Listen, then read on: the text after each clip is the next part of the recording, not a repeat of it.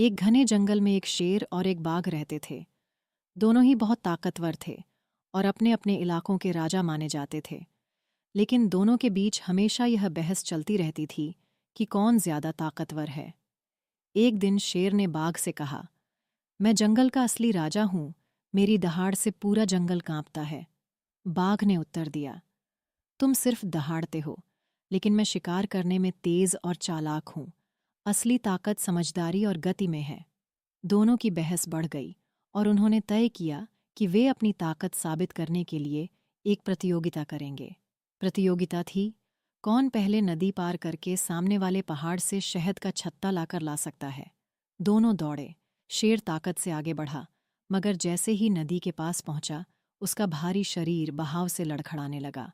दूसरी ओर बाघ फुर्ती से उछलता हुआ गया, लेकिन शहद का छत्ता तोड़ते समय उसे मधुमक्खियों ने काट लिया। दोनों किसी तरह वापस लौटे, शेर गीला और थका हुआ, बाघ डंक से परेशान। तभी एक बूढ़ा कछुआ वहां से गुजरा और हंसते हुए बोला, ताकत या गति से ज्यादा जरूरी है समझदारी और सहयोग। अगर तुम दोनों मिलकर काम करते तो एक शहद लाता और दूसरा मधुमक्खियों को डराता और जीत भी जाती। शेर और बाघ को अपनी गलती का एहसास हुआ। उन्होंने आपसी लड़ाई छोड़कर दोस्ती कर ली। कहानी से सीख, मॉरल, ताकत और तेजी का कोई मतलब नहीं। एक समय की बात है, एक कौवा एक झील के पास रहता था। उसी झील में एक हंस भी रहता था, जिसकी सफ़ेद चमकदार पंख और शांत स्वभाव सभी को बहुत पसंद था। कौवा हंस की सुंदरता से बहुत जलता था। वह सोचता, मैं भी उड़ता हूँ, बोलता हूँ, पर कोई मेरी तारीफ नहीं करता। सब हंस की सुंदरता के दीवाने हैं। एक दिन कौवे ने सोचा, अगर मैं भी हंस की तरह सफ़ेद बन जाऊं तो सब मुझे भी पसंद करेंगे। उसने पास के एक तालाब में जाकर अपने ऊपर सफ़ेद रंग का कीचड़ लगा लिया और हंस की तरह चलने और बोलने की कोशिश करने लगा। लेकिन जैसे ही वह उड़ने की कोशिश करता, कीचड़ गिर जाता और सबको उसकी असलियत पता चल जाती। जानवरों ने उसका मजाक उड़ाया, कौवे भाई, अपनी पहचान से भागना अच्छा नहीं। शर्मिंदा होकर कौवा वापस गया और हंस से माफ़ी मांगी। हंस मुस्कुराकर बोला, तुम जैसे हो वैसे ही अच्छे हो। असली सुंदरता आत्मविश्वास और सच्चाई में होती है। कहानी से सीख, मॉरल, दूसरों की एक बार की बात है, एक हरा भरा जंगल था। वहाँ एक पेड़ पर बहुत सारे पक्षी रहते थे। उसी जंगल में एक नन्हा सा खरगोश भी रहता था, जो बहुत तेज दौड़ता था और सबका अच्छा दोस्त था। एक दिन तेज तूफान आया, आसमान में बिजली कड़की और बारिश शुरू हो गई। तेज हवा से पक्षियों का घोंसला टूट गया और वे सभी बहुत परेशान हो गए। पक्षियों ने कहा, अब हम कहाँ रहेंगे? हमारा घर तो बर्बाद हो गया।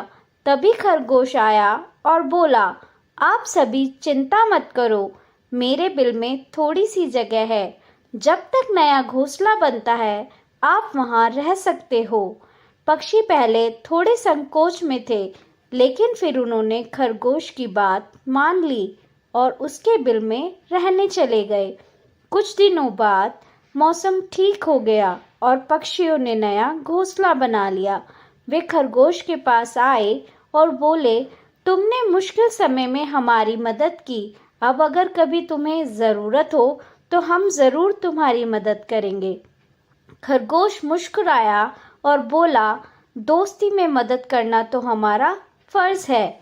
इस कहानी से हमें यह शिक्षा मिलती है कि जब कोई मुसीबत में हो तो हमें उसकी मदद करनी चाहिए। सच्चे दोस्त वही होते हैं जो बहुत समय पहले की बात है, एक घने जंगल में एक ताकतवर शेर रहता था। वह जंगल का राजा था और सभी जानवर उससे डरते थे। शेर को अपनी ताकत पर बहुत घमंड था। एक दिन शेर एक झील के पास आराम कर रहा था। तभी कुछ चिड़िया उसके पास आकर खेलने लगी। वे चहचहा रही थी और एक दूसरे के साथ उड़ उड़कर मस्ती कर रही थी। शेर को यह शोर बिल्कुल पसंद नहीं आया। उसने गुस्से में आकर चिल्लाया, तुम छोटी छोटी चिड़िया, क्या तुम्हें पता नहीं कि मैं जंगल का राजा हूँ? जाओ यहाँ से, वरना मैं तुम्हें खा जाऊंगा। पक्षियां डर गईं, लेकिन उनमें से एक छोटी सी बुलबुल बोली, राजा जी, हम तो बस थोड़ा आनंद ले रहे थे। आप तो इतने बड़े और बलवान हैं, क्या हम नन्ही चिड़िया आपका कुछ बिगाड़ सकती हैं? शेर ने घमंड से कहा, मैं जब चाहूं तुम्हें मसल सकता हूँ।